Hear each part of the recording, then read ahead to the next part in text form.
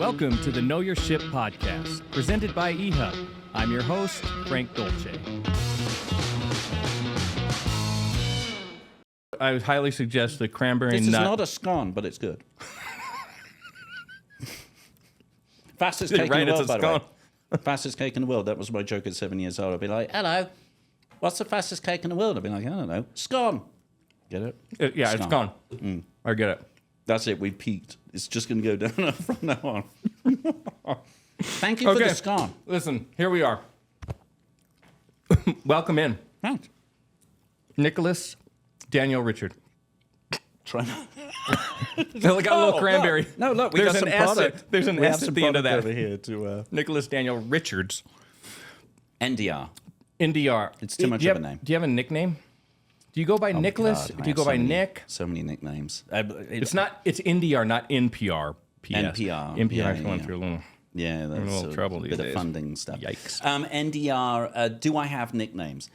It's weird. There's a lot of nicknames that are used on me with people I don't know when I'm walking through New York City. It's the weirdest thing. They just keep shouting How out. does It's that like happen? everybody has Tourette's. It's like, I don't know what's going on. It's words that I can't say. Thank you. I'm trying to you. behave because I do curse a lot. So I'm trying How to do you behave. feel about that? I've Cursing? spoken with you several times recently, Yeah. and it just flows. The cursing flows off your tongue. Like some people you talk to when they curse, it sounds Nice. So like when my mom, sometimes I've done something that really frustrates. This is when I was much younger, and then she curses, and they're like, "That's awkward." It's awkward cursing. But then there's some people. Because they're probably cursing at you, though, right? Or- Maybe. But then there's some people where it's just like like Gordon Ramsay. he just says stuff, and it just is like, well, that's just it sounds so natural. I think it's the. So I came over to the US in '97, at the end of '97, and I've been very fortunate to not lose the accent, right? Because '97, I don't think anybody behind the camera was even alive back then, right? I think these guys were Caleb, maybe. no. There's no way. He's 19. When were you born? 91. 91. Yeah. Oh my gosh. He's an old. Oh, it's He is old. up for retirement, really. Isn't Pretty it? close. But Pretty yeah, close so these days. I come over, have the accent, lots of awkwardness ensues, and that's continued. But the accent has never gone away, and it is a fantastic thing to have. Is the British accent? If you've got a Boston accent, that's not great. But if you have the British accent, sorry, any Boston people. But if you have a British accent, then that's fantastic because you can get away. Like I've been here, I've been in the offices, I've been meeting people here, and I'm saying not great and words that you should probably not say. But people don't understand what I'm saying anyway. So they're like, okay, that's whatever he just said. It's great. If you hadn't noticed, there is an accent, and I noticed. Yeah. I picked up on it right away. I mean, most people pick up on it. Yeah. I thought you were from West Valley, Right. and not England, And but close. it's a common thing. People confuse me for West Valley. West Valley, is that a thing in Utah? Is that what it is? Yeah, it's right here. Oh, okay. Yeah, all right. It's right over I here. thought it was like a cream cheese or something. I didn't realize. Because it does sound like a butter. In Wisconsin, West it Valley may be butter. a cream cheese, but Oh. in Utah, it's a city. Is it a good city? Be careful. Is it a local audience? It's like I'm all sure. cities. There's great things about By West the way, Valley, and there's some 11 challenging years. things about So it. 11 years since I was last in Utah. Incredible amount of building going on here. Right. Like, Growth. and like a lot of, for good or for worse. The same thing is happening in New York. But like, you can't get a house. Like, I've been trying to get a house for the past couple of years, and it's like interest rates and like the price and all Good that luck. stuff. Yeah. This is, everybody's dealing with it. But they're building lots of rental places, right? So it's like, yes, you can rent Right. with ridiculous. And I see a lot of that here. There's a lot of these rental places going up, right? Yeah. The market dictates that the rental market is Right. more reasonable for someone who's trying to find accommodations. Right. The housing market, even here, Has gone up. is It's ridiculous. gone crazy. Yeah, It's ridiculous. There has to be a correction. There has to be a correction at some point, and hopefully it's not Really? catastrophic. I You don't don't think so? You think it's just going to keep going up? I don't know. Well, Maybe the it answer- slows it's- down or something, but May- it doesn't- maybe. Because there have been multiple points over the past few years where you're like, oh, I was going to be a reset. And then it didn't. It doesn't. No, and then it didn't reset. Well, anyway, I am this so week excited on real estate news. to talk. I was just going to say, like, let's get to the real. Real. Yeah. So you have created a company called Pacquiyo. Pacquiao. You said it right, by the way. I know lots of people say Pacquiao. Yeah. But is it's that a West Valley slang? Is that what that was? Is that Yes. how they say it in West Valley? Yes. Okay, got it. Yeah. No, that may be more like Nephi, southern. As you head southern Utah, and you get more into kind of the farming, ranching, cowboy, and then it's like Pacquiao. Did they say scone or scone? They probably say biscuit. Oh, right. Yeah. Which for us, definitely not a biscuit. No. For Brits, biscuits are like cookies. So that's a whole other. Yeah. Actually, a biscuit looks like a scone that we have. Very confusing.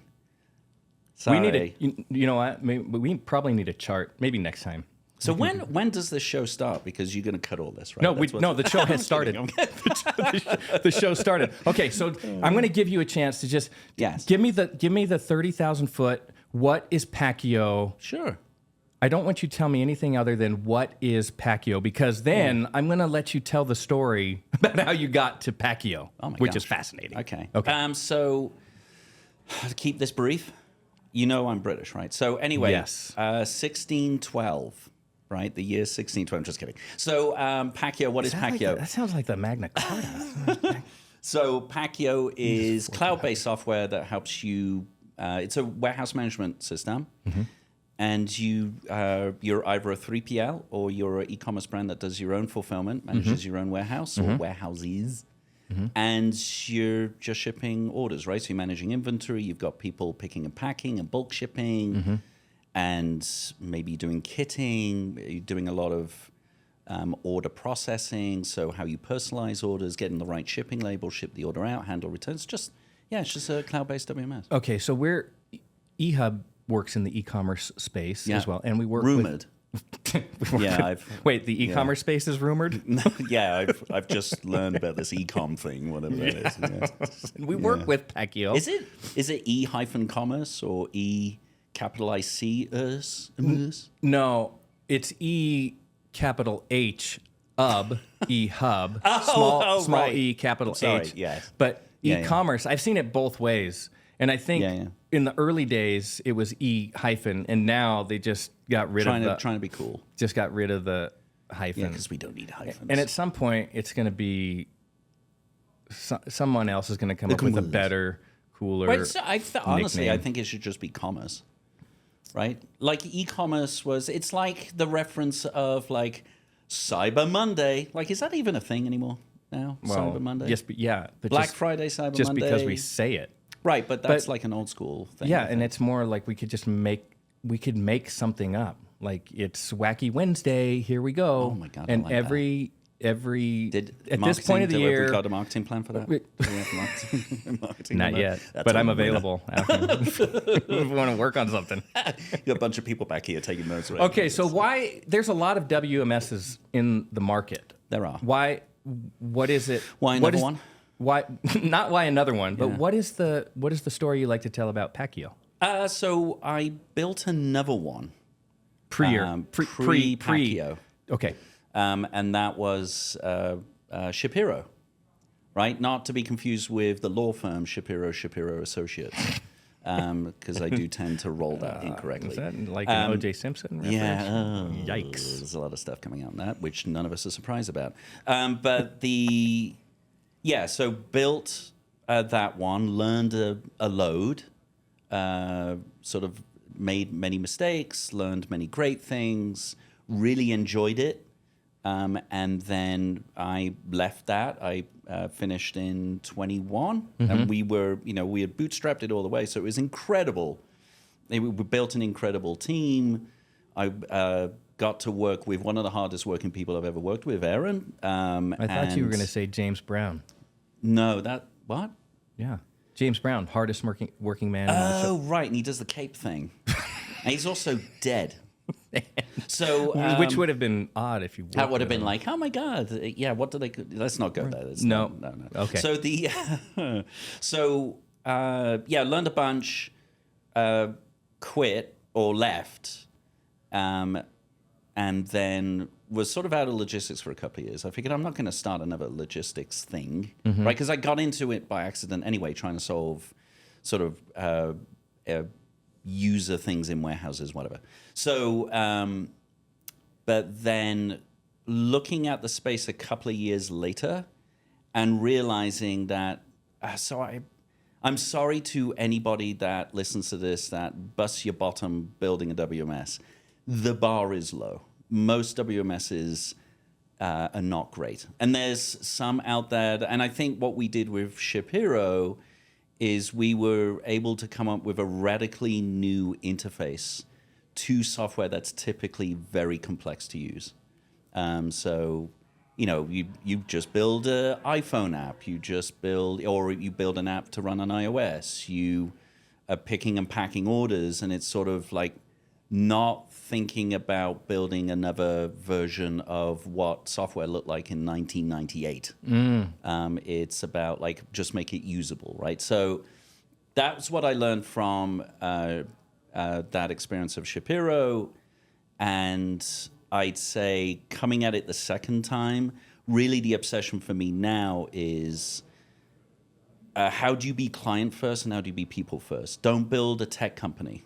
Like tech is part of what you're doing, but technology is not running around the warehouse and getting stuff done. It's people running around the warehouse and getting stuff done, and those people know little things about logistics. I'm trying not to curse. But amazing. You're doing amazing. We have a dump Thank you button very too. much. So you do? Yeah. So it would be like like every We could play some. We could play sounds like some Morse cool, code, doesn't it? cool music. I think Yeah. did you just send an SOS? Was that what you SOS. were trying to eject yourself from?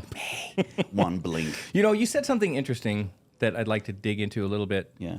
Just one thing though. You just I said know, one those- interesting thing. I know. You got into this by accident. Yeah. And that's our jumping off point. Because well, you said another thing that I want to ask about, but I want to get to the jumping off point. Because the make it about people and connecting with people. Yes. I think is supremely important. And so the technology could be the greatest. If people can't use it, 100%. then you don't. It's very difficult to. Okay, so you've done it a different way. You have the technology. Yeah. You've built the really solid technology, but with the goal in mind, like people have to be able to use this. It has to really connect. Yeah. People have to feel like they own this. So there's a reason why I say people first, and look, for people that have been in this industry for a while. There are certain things like the best customer service, it's super usable, real time, blah, blah, whatever the buzzwords are. You sort of there's an element of fatigue around that, right? Because it's no offense to marketing, but that is generally sort of the marketing thing across these products, right? And then you discover the real product underneath and the real thing underneath once you've committed to using whatever this platform is. You're like, oh my gosh, but then you're stuck, kind of. Yeah. So when I say people first, I'm not saying it as a marketing line, although if that works and gets us a client, great. What I really mean is that's the core of how my team think, right? So, and it's, a thing that I've always obsessed with is empathy and sincerity. So empathy and sincerity in what you're doing, who you're serving, who you're working with, right? So it's always people first. And the reason why it's people first is that starts with the people that are building the product. So if you're thinking when we're like, hey, what should be our feature set? And how do we listen to our clients? And how do we engage with our clients? And what's our sales approach? If at the core of it, you're people first, you're going to have a different set of like benchmark and measurement on, are we getting it right or not? And that for me is, because look, I'm not going to go out and build another, what is that really terrible WMS that I love to pick on social media? Oh, that's right, extensive. 3PL Central. There you go. You can beep that out if you want. No, I didn't hear a beep. I didn't even hear it. I didn't even hear what you said. 3PL Central. Terrible. So you could go out and build another one of those products. And I think it's safe to say that the majority of people that have WMSs in play, I don't really hear anybody. It's like, we love it. It's the best. They're like, all right, yeah, it's, best case. Yeah. And I think that for me as a troublemaker, I'm like, well, that's the opportunity. I mean, the opportunity is I'm fortunate enough to have learned a lot of lessons in this space, have worked with some incredible companies. Mm-hmm. I'm getting old. Like, what is it I want to do, and what is it that I feel is home to me? And it is the lunatics and rebels that are in logistics. You come across fantastic characters mm-hmm. and people that are trying to figure this stuff out, and some of it's complicated, some of it's a no-brainer. And yeah, I found a home. So for me to be able to be lucky and fortunate enough to apply what I've learned, continue to learn, build a team around it, and then we have, our clients are using our software, their employees in the warehouses are using the software, and that's how they're making a living. Like, it's, that to me is just, and it's an incredible part of the journey that is life, and I'm very, very glad that we're here. And also the scones are great. Okay. So here's what I'm going to do. Yes. You said people, empathy, and sincerity. Yeah. And you also said that you found a home in logistics. Yeah. And we're gonna walk this back, and I'm gonna challenge you at some point on all of those things. All right. Like how to spell them? I'm not very good at spelling. Just you must be genius. British there are English, there are lots of genius level people who don't know how to spell. I was talking to a member of the team here, and we were talking about dyslexia. And that's something I've always, I had to have coaching as a small child mm-hmm. on, speech issues and dyslexia. So, yeah, thank gosh for spell check and all these other wonderful tools. Well, in a way, because I get spell checked all the time, and it makes it completely, it totally takes it makes the wrong word. Because, also I want to use really weird British words, and the spell check doesn't figure that out. So we have people you then here, go back, retype it again, and it corrects it again, and that's when you start raging at your phone. Yes, throw it off the bridge. I break a phone every week. Just one. A massive budget. Well, they're very replaceable. We have people here who are directionally dyslexic, which is fascinating, and I've learned this. This is when they get lost.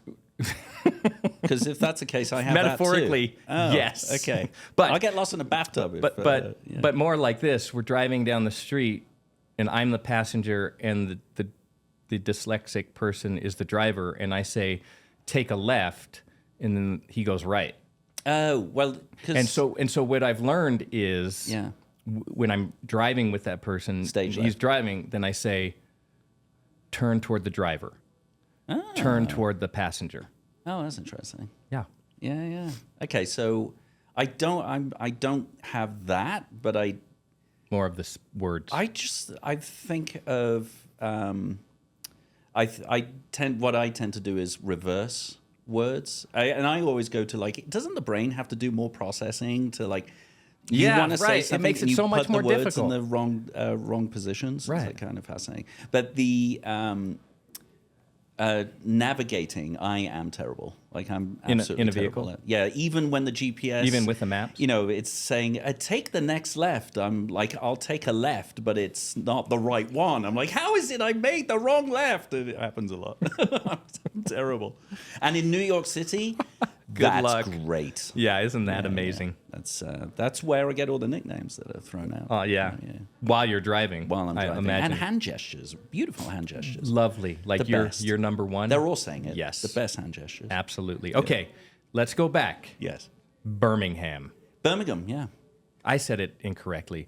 No, that's great. But in the United States, we say Birmingham because that's Alabama. Right. But very different. Is it? Yeah. Is it? Yeah, because just outside of Birmingham is Dudley, and Dudley is Ozzy Osbourne, right? So Is it Dudley? Dudley?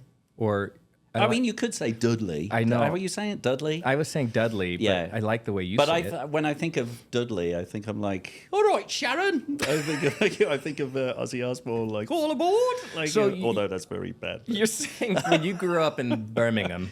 Yeah. Wait, what was your household like growing up? Construction, worker dad. Mom,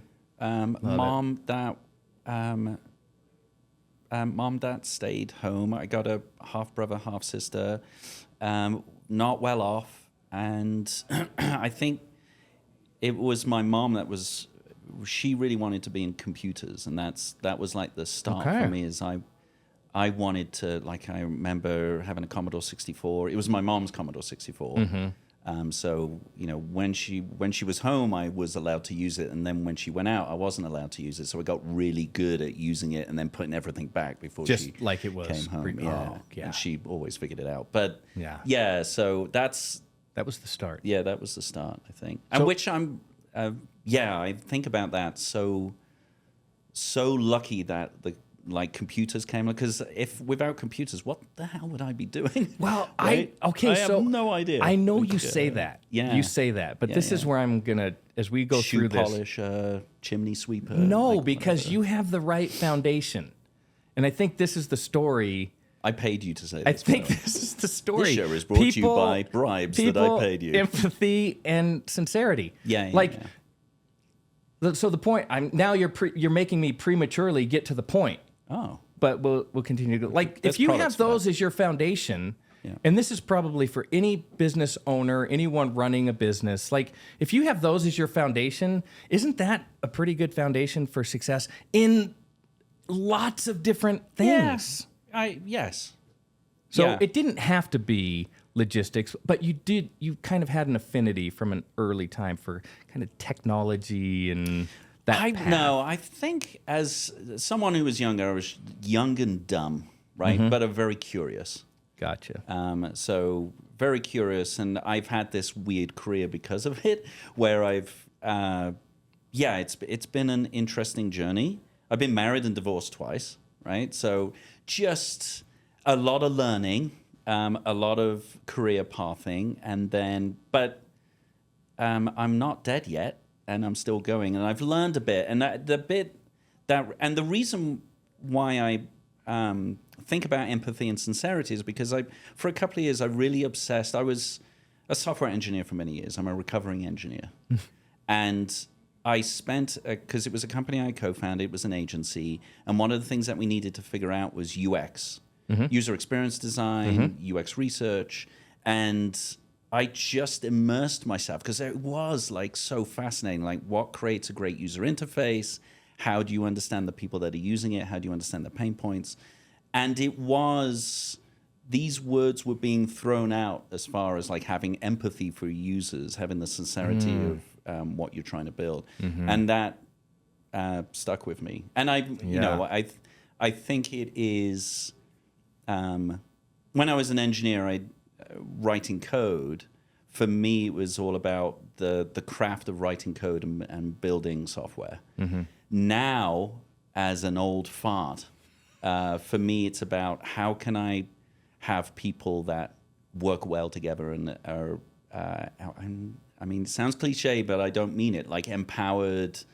They really understand who they're building it for. They're really passionate. They want to grow. They want to learn. That for me is as the old guy now. If I can give that opportunity to build an incredible team, that's how I scale a good company out, and that's how I build a good product, right, and serve our clients well. And this is based on all of your experience leading up to this point. But massive amounts of experience. It sounds like culture.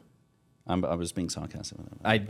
I couldn't tell the way that you rolled your eyes. Well, I don't know if anybody's on just the podcast. They weren't looking at my eyes rolling in the back of my head. I think they could hear it too. If they couldn't hear it, wow. Right. But culture is clearly important for you and your company. Yeah, but not because, again, your marketing here is great. The team is fantastic. I'm just going to throw that out there. But marketing will tend to, and not great founders of companies will throw out the culture thing. For sure. Right? And so Absolutely. these things get beat up and then they lose their meaning. So for me, Yeah. it's like culture, I'm not that sophisticated. We have like our some principles as far as how we serve our clients, how we listen. The client is first. But I think from a culture perspective, no arseholes is like kind of a rule. Is that number one? Yeah, I the think because it really is. Like, I would much rather find someone on the team that is passionate, hungry, and is going to be a great fit for the team versus an absolute genius that just alienates everybody and causes. And that was a learn because when I first started hiring, when I was responsible for like hiring other engineers, I think I was more nervous than the people I was hiring. I was like, oh my God. And I got to ask the right questions. And I remember making terrible hires. Because it was always, I would focus my hiring on, do they have all the skills? And then, oh my God, I think this person's a genius. And then it all never ended well. So that was a good learn for me. Focus on the fit before you focus on the skills that can be learned and developed over time. Yeah. So I have a lot of background in athletics. And you answered like you couldn't tell. You couldn't tell that I have a lot of background. Well, it's just you eat a lot of pastries. So I didn't realize. You can't. that. No, you can do both. You can be I'm being both. very rude. You look great. There's It was enough to okay. do one looks. Well, another time. Yeah. We'll come back to that. Yeah.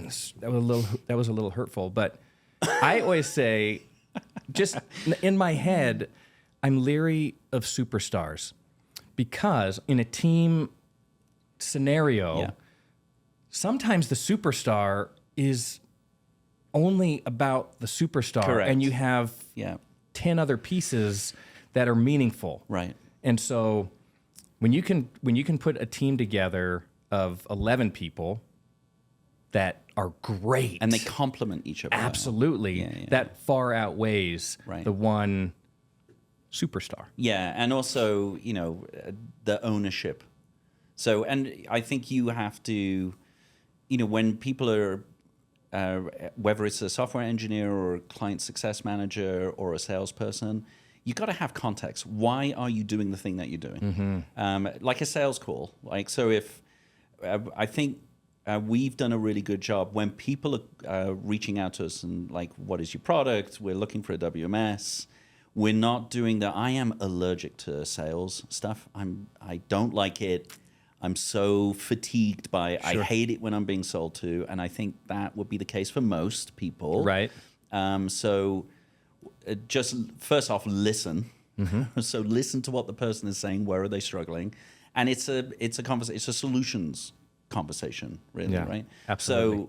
So, but the reason why I go there is it's all about context.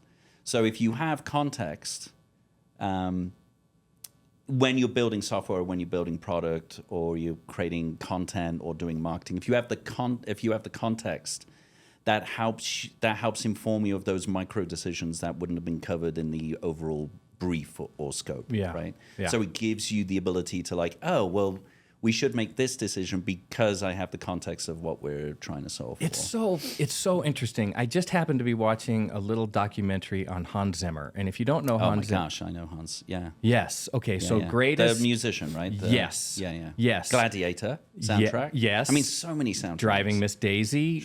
Really? He did that? Oh my gosh. The Pirates of the Caribbean. All of those. Wait.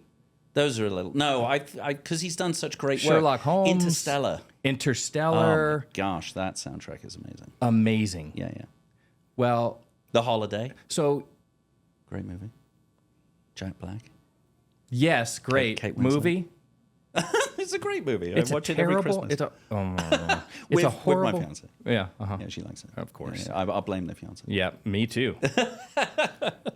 She has a big obstacle to overcome now. If you're asking me, yeah. Okay, so listen, Hans Zimmer. Yeah. He has all of his meetings with the directors. He never takes any notes. And here's what he wants from the director: tell me the story.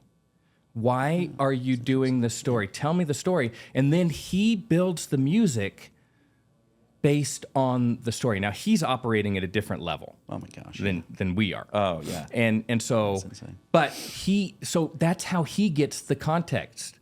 So when I'm just gonna say, Captain Jack. I know you don't like that one. No. It's not so much that I don't like it. Johnny It was just Depp that was a bit more when Hans reads the script. Johnny Depp's great. It's a different soundtrack than when he understands what Captain Jack is. Yeah. And then it becomes the stumbling, right? And the music totally. Well, so he has that different context that you're talking about. It's a fascinating thing. I worked with this wonderful lady called Cindy Chastain, and now I think she is the head of user design for MasterCard. So she's awesome. And she was one of the first people I got to work with UX and learn UX. And she, Cindy, would help us dumb people like me understand the role of UX. And she would have this story around Hollywood and how you have these teams. Like when it comes to building product, making a movie is the most insane exercise of building a product. Because you're bringing together hundreds of people. It's acting, it's technical, like CGI, it's music, and all of this happens it's logistics, and all of this happens in a very short period of time, and then the movie's out there, right? And there was, Cindy used to talk about this very well, and I can't, but she would talk about how you can take that kind of Hollywood approach when it comes to software and building product. And it was, and so I think about that when you talk about like Hans Zimmer, and then you're talking about the music and the context, right? The context. Help me understand the context. Is the important then piece. It informs, Okay.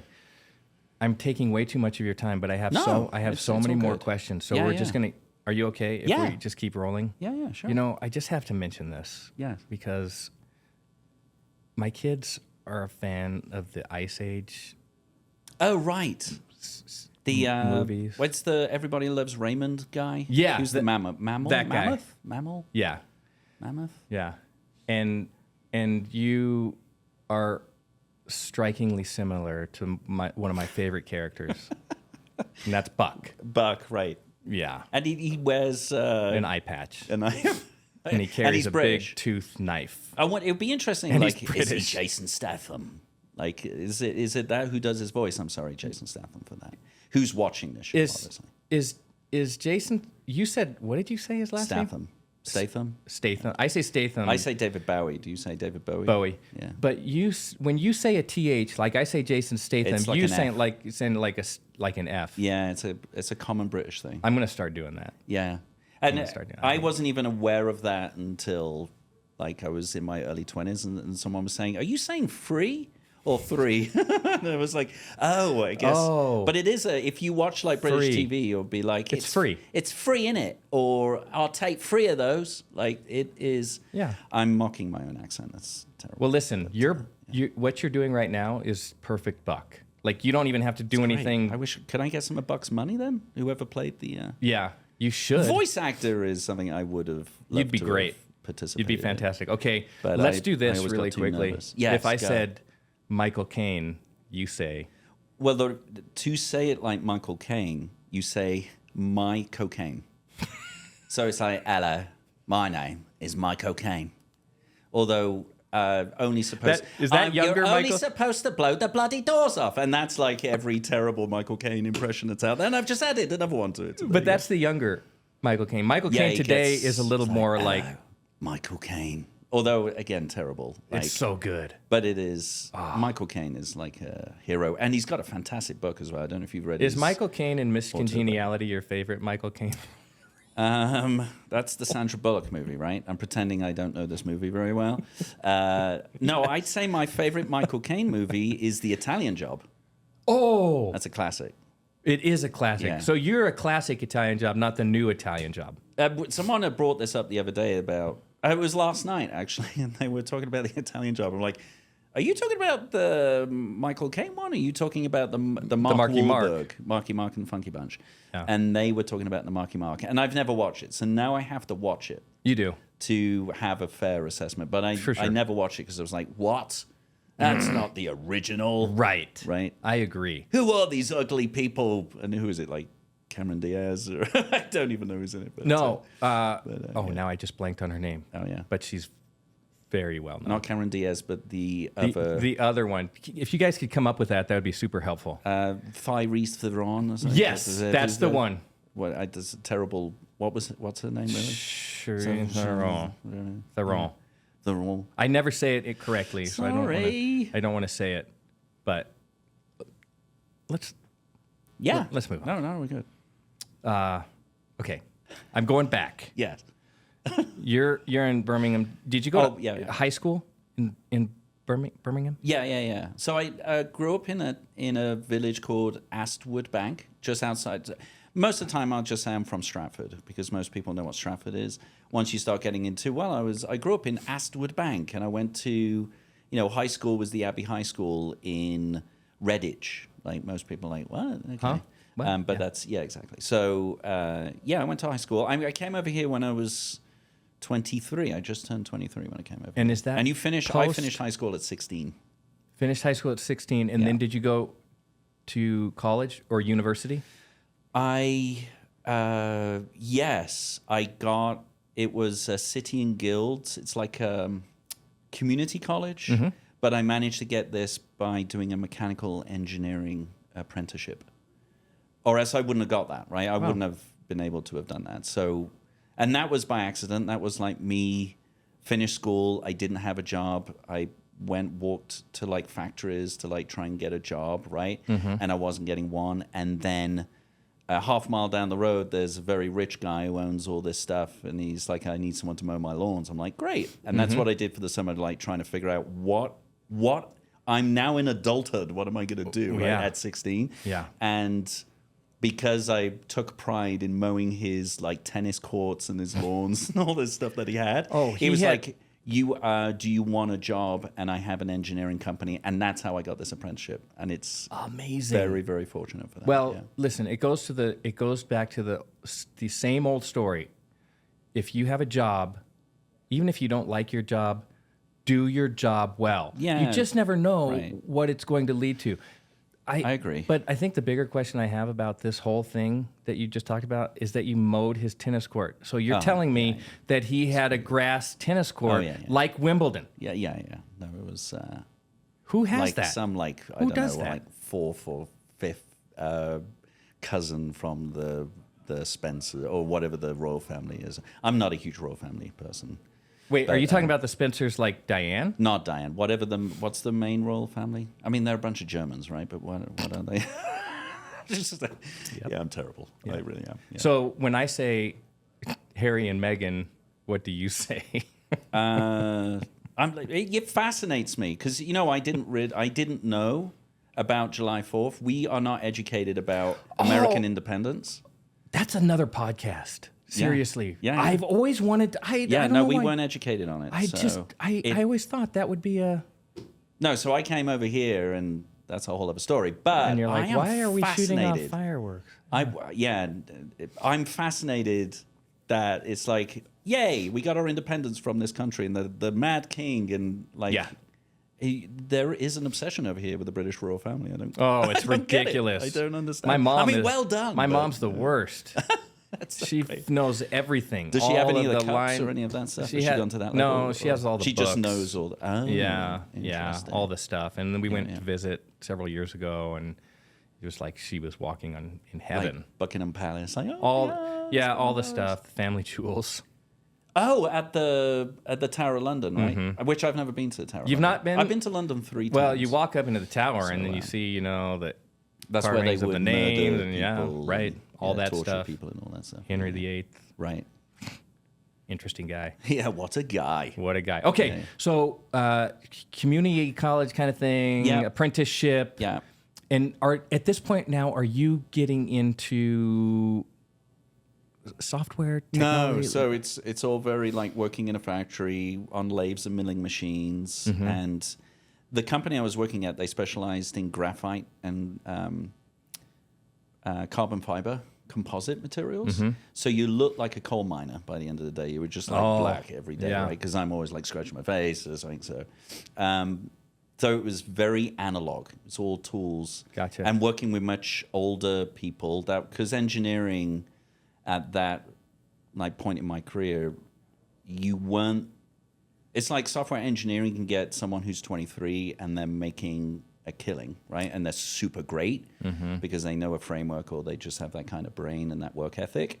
Whereas you don't have a 23-year-old engineer that's making all the money in the world. Like 23, you're young. It's a craft. It takes you years. Yes. So I'm working with much older guys, and there was one CNC machine there.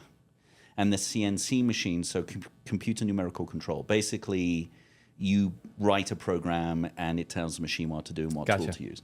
So they had one machine there. It's a huge investment. And they had one programmer for it. And he was the best paid in that company. And I was just obsessed with watching what he was doing. So there was a day where he was sick and no one knew how to use this machine. Oh. And because thinking about it now, I'm like, if you messed it up, that would have been $1 million machine you would have messed up, right? But I'm too young and dumb. So just looking at it, I'm like, oh, I know how to get this thing working. And I did it. And then the owner of the business was like, we have this computer in the office. And that was my dream, was to be able to work at a computer in an office. Oh. And then it was Lotus 1, 2, 3. There you go, I'm aging myself. But very much so. Figured out Lotus 1, 2, 3. And then as I was ending my apprenticeship, it was like, I don't want to do engineering.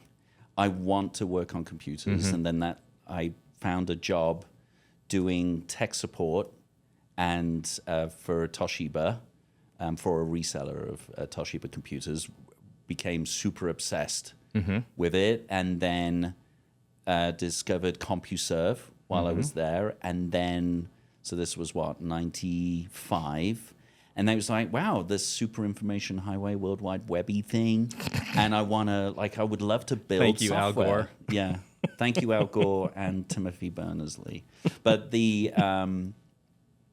Yeah, so that was like the start. Again, there's no strategy to this career. It's just like I'm very passionate about this, or I'm very curious about that, and that's what got me to start writing software. I know you say there's no strategy, and maybe there's not. Like you didn't write down something. Well, I mean, the part of strategy is like, does this pay the bills? There's part of the strategy, but I think the other part of the strategy that I always like to hear about is this concept of alignment. Doing something that you're passionate about. And so it feels like maybe that's how you trended. And being lucky enough to have be those in a time, to grow up in a time where that can happen. Yeah, I think that's amazing. In your work life, has this idea of you've just had to figure it out, has that been pervasive throughout your work life? Like, yeah, definitely. Okay. Yeah. So you may not know it, you're interested in it. Yeah. I just have to go figure it out because that's okay. Yeah, exactly. Yeah, and that's super important. The ability that, like a lot of people, we call that grit, I think, the ability to dig in, figure something out. Yeah, persistence. Yeah. So now you're getting into the stuff that you really love to do, working with, and then you decided that you were just going to go and help NBA players negotiate big contracts with their owners. Right. So we were talking about this because that's on. That's very like in sequence with your career. So by that point, so this was an opportunity at the National Basketball Players Association, which is the players' union. And in your career, in your software side of your career, where does this fit? I'd already started working on Shapiro. I was a technology leader at a very large global agency, and I get a call from an executive headhunter who's like, hey, the NBPA, and I don't know sports, and I don't, especially unions at that point, so, and they're looking for someone who can do, who knows digital strategy and can build a software development team and think about digital licensing rights and e-game licensing and can fix printers, right? And it was when she said can fix printers, I went off on a whole monologue of like, because there's a part that sort of the little snob in me was like, I'm not You Geek want me? Squad. I can't fix a How printer. dare you? I'm not IT, right? There's a bit of a snob. Just as a pause right here. Yeah. Sometimes we ask our development team to fix our Miss Pac-Man machine. Oh, really? Yeah, and they seem to frown upon that. Yeah, no, that's not good. Like, Anyway, back it's to a the very story. expensive technician, by the way, if you're asking your programmers to fix a Pac-Man machine. But the why didn't we launch that feature while Pac-Man's running? But no, I think so. I went off on this monologue, and she listened. I think she did a fantastic job of listening. And then she said, "Great, could you go and tell them this?" And they had a building up in Harlem at this point. So I went up there, and basically it was 7 rounds of interviews. But I was curious, but I wasn't aiming to get the job. I was just curious. But every round of interview, you're like, okay, maybe this could be a job, right? This is kind of interesting. I have no idea. But why do you I would need- come out every time, and I'd be like, then they're never going to talk to me again. And then they called you I back. get the call back. But why do you need a job? Like, you have 2 jobs. Why do you need another job? Oh, so I was Right? working in this, Is that correct? Yeah, but I wasn't learning anything at this role in this agency. And also, this agency was not... So the problem working in agencies, like digital marketing agencies, if you really want to build product and care for the product, you're not owning anything. You build it. It's all about like getting stuff done, get it out the door for whatever campaign or client, and then off it goes, and on to the next, right? And Gotcha. I missed owning something where you could own it over years, like real software engineering, real product building, Yeah. right? So there was that, and also just the nature of the challenges that the players' union were facing, and could this be and also thinking, this is where I was thinking strategic-wise, career-wise, am I going to be like a technologist all my life? Like, am I going to be the 65-year-old guy that's still like, I'm leading a software engineering team? I need to pivot, and I'm passionate about user experience. I'm passionate about marketing and product. Oh, so can this get me to do some of that? Gotcha. Right, the curiosity. Gotcha. So yeah, that's and I landed it. I was very lucky. Got to work with, my bosses were like Steph Curry and LeBron and Chris Paul, and it was incredible. It was an incredible experience. So how long were you there? 2.5 years. And at this point, you're building Chip Hero as yeah. well. Yeah. Okay, but that's completely bootstrapped. You're not making... It's bootstrapped, yeah. And, credit where credit is due. I'm building it like with a few hours here and there in the week, and Aaron is the one that's really putting in the time. Gotcha. Right? So, yeah. Back to your working with the Players Association. So you're working for you work for the players, Yep. and you're negotiating with the owners. Yeah. And the owners are a really interesting group of people. Yeah. Is there Yeah. is there one High net particular worth, billionaires. Yeah. And is there one particular interview meeting that sticks out in your mind as, wow, that was I mean, unreal? there's a lot. I would say, so not being that familiar with basketball when I started the job, believe it or not, right? So Believe it. and Do you call basketball? Okay, so basketball. you call it basketball. Yeah. It's basketball. Yeah. But it's not like soccer, football. No, It's we call basketball. We call it basketball as well. Yeah. What do you call American football? Why do you do that? I think no, I don't know. I think we call it American football. Why do you do that? You should play rugby. But whatever, that's just me. What's with all the pads? Although I learned American football on playing the Xbox. I'm like, that's what the yellow line is, right? It's like, oh, that's the yellow line. It's like, no wonder you guys wear pads. You just like that guy's 400 pounds. Like, so it is an incredible sport. And he runs really fast. Right, it is like amazing athletes. So Okay, the MBPA. So starstruck moment was This was the second time I was hanging out with Steph Curry because he was on the executive committee, and I had to, as part of the leadership team, report to the executive committee. So you got a bunch of NBA players there. And I also have to remind myself as well, I'm 40-something years old, and these are kids.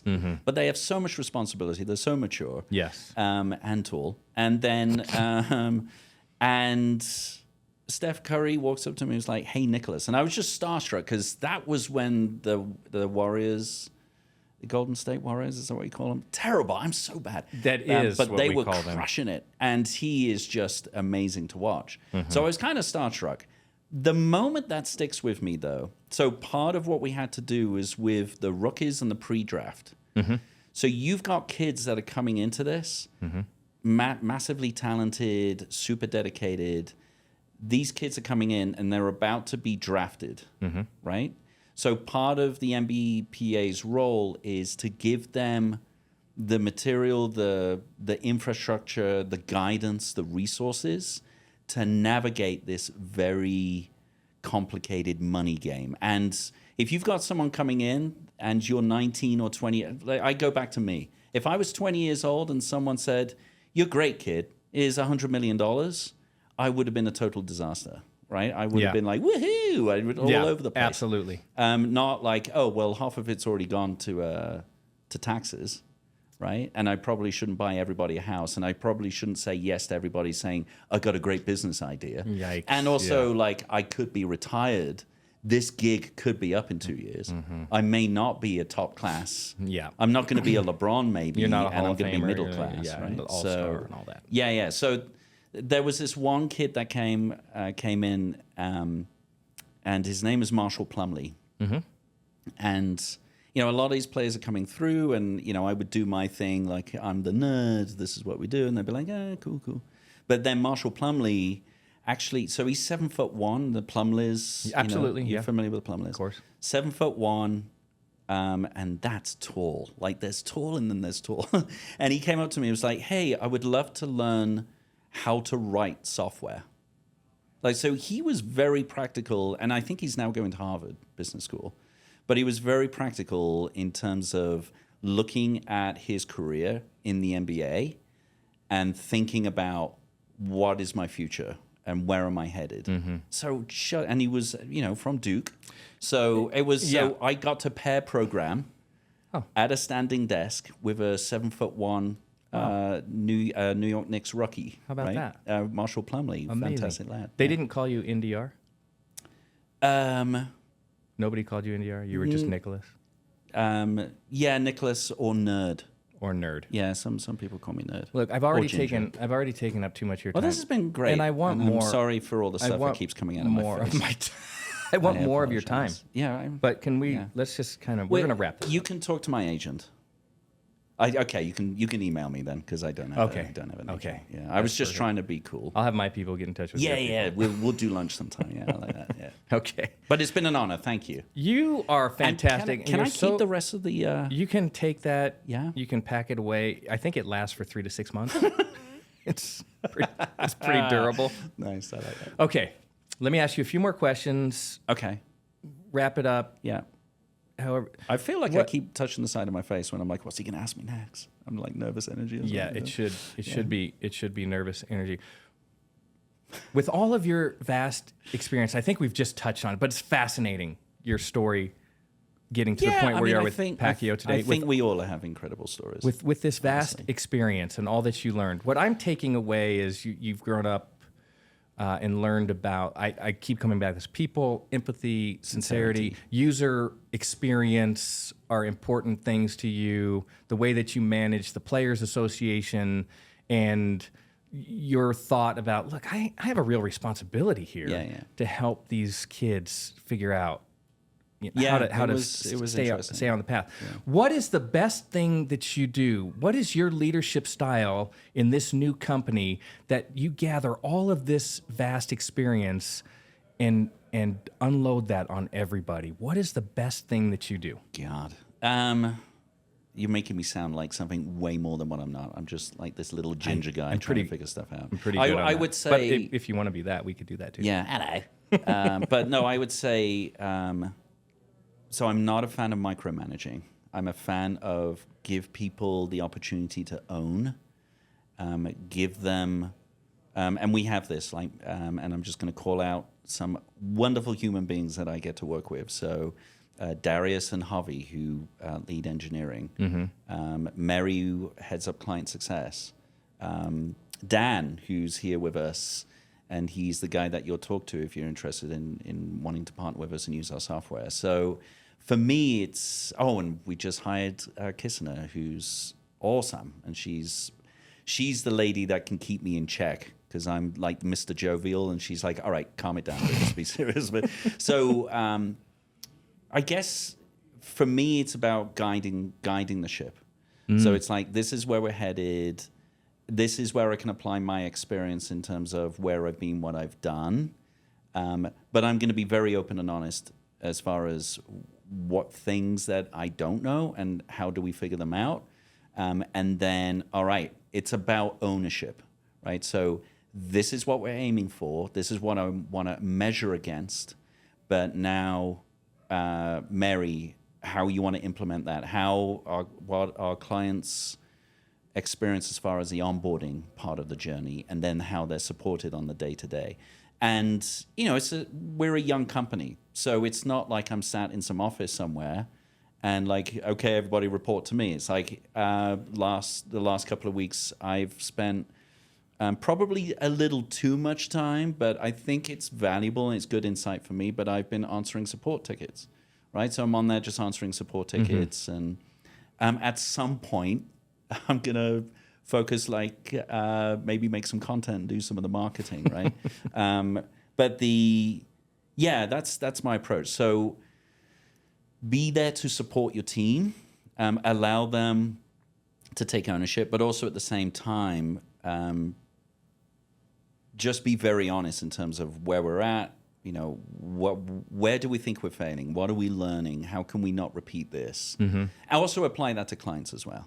So because we're software, every now and then something happens with the software. And we're like, wow, we weren't expecting that. All the time. Yeah. You reach out to a client and they're frustrated or they have some issue, or maybe they're trying to fix. We had last week, someone was trying to fix a printer issue, and we have our standard help desk thing. It's like a chat and email, right? So they're like, hey, our printer's not working. So our response is, oh, great. Well, here's our guide on the printers. And like, yeah, tried that, still not working. Oh, have you tried this? And so it was like this back and forth. And it was like, hey, we should just get on a call. And we got on a call, and the little detail was the client was using the same printer names on different computers. So they didn't even really, it was just something that you would never have gotten in an email because they wouldn't have known to look for it. So it's guiding the team, and I feel like I'm the old man that's guiding the team, and try to have a good time while doing it, be honest with each other, and, if we mess up, and we do, we're not perfect, but if there's something that we mess up, own it. What do we learn from it? How do we avoid this? And if it's something with a client, speak to that client and let them know, like, hey, we had an issue with this Shopify connection for the past 30 minutes. Just a heads up, right? So this is going on. And I think that is a breath of fresh air when it comes to people who have a job that they care about, and also companies that want to rely on a technology provider or a company that's part of their operations, right? So, yeah, it's not complicated. I think it's just being human, right? Be human about it. Sometimes that's complicated. Yeah, I guess it can be. Yeah. A little bit. I think that's a terrific place to wrap this up. Great lesson. Yeah. I love your story. Thank I you. love all of your experience. You're still awake. Continued success. Hopefully, maybe a listener. I drank 3 of those before we started. Continued success. Oh, sorry, with I didn't Pacquiao. position that correctly. I think, Super excited to be partnering you. We have a common client in Just Ingredients. We do, which we were on site Carlin happened to yesterday. be a guest on our which podcast. I didn't get to meet. And she's fantastic. My she gosh, has what an she has set up amazing- in terms of No front of kidding. store, that whole store experience. Unbelievable. Yeah. But yeah, I I'm a mean, fan. I got to meet the people that are working in the warehouse, right? So Yes. Jose, Ron, Anson, and Steve. And I also was lucky enough to have lunch with Steve. And incredible, like this week I've been in Utah and I've just been blown away by how nice everybody is. And the fact that you can actually get in a car, go on a road, and not be stuck in traffic for 16 hours. Is that the It's best amazing. thing ever? It's great. This is When we have traffic I'm in a big Utah fan and of people this are place. complaining, I just laugh. I grew up in LA. This isn't traffic. God, I'm slowed down, right? Right. And I'm also going the mountains. 55. Like, holy cow, Cannot take this. yes. for I mean, one in more LA, minute. if in New York or LA you're stuck in traffic, what are you looking at, right? Whereas here, if you're stuck in traffic, you're looking at mountains. Yeah. it's incredible. It's not It really bad. is. It's Yeah, not bad to be stuck in traffic. Anyway, Yeah. Thank you. Nicholas, Daniel, Richards, NDR, Buck, my favorite nickname. Thank you so much. Continued success. It's an honor, sir. Thank you. Thank you. Cheers. Thank you for listening to the Know Your Ship podcast presented by eHub. Don't forget to subscribe and leave a review.